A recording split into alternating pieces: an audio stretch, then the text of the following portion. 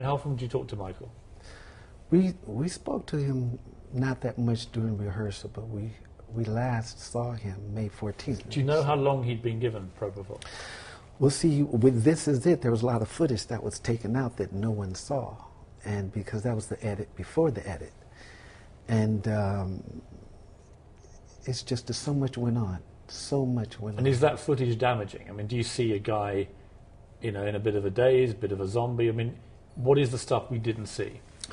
Well, things that we've noticed, and this is why the defense is going to try to paint my brother out to be a drug addict, and he was very dependent on drugs, and it's not true, because how can someone be dependent on drugs? And it's just 2008, he was dancing 4 hours a day, and he had a 5-year plan of starting a new life. And well, let me throw something to you about this. I know somebody who's a very famous TV star, very famous, one of the biggest stars in the world, who's a friend of mine, who takes sleeping pills every night to sleep because he finds the adrenaline is just too much going on. Been doing it for years. That is a form of addiction.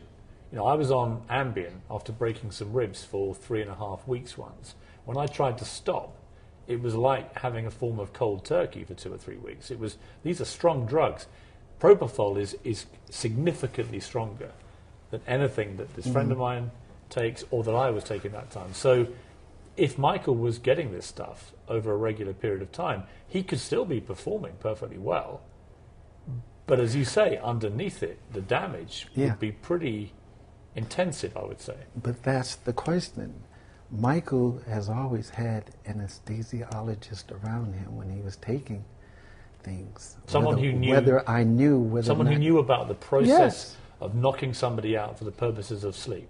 Yeah, plus he's lived all this time doing Demerol and sleeping pills and also pain pills, but the symptoms from propofol, it's like no one knew that he was, well, the public didn't know that he was complaining about his body, one side being an ice cube, another side being very warm.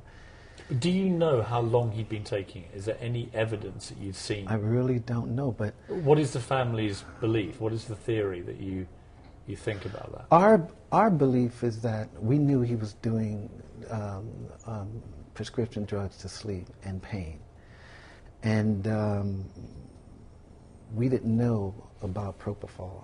I just found out about this drug, which I can't even pronounce hardly, but the symptoms. The reason why I want to talk about the symptoms, because if you look at the past tours, we've never heard of these symptoms of Michael Jackson not knowing whether to go right or left when he comes on stage. Who was he telling about the symptoms? No, this the is family? no. These are people that were around him.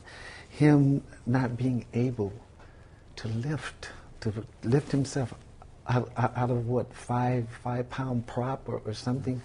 Him repeating himself and him losing just unbelievable weight, and these are signs of toxic in your body.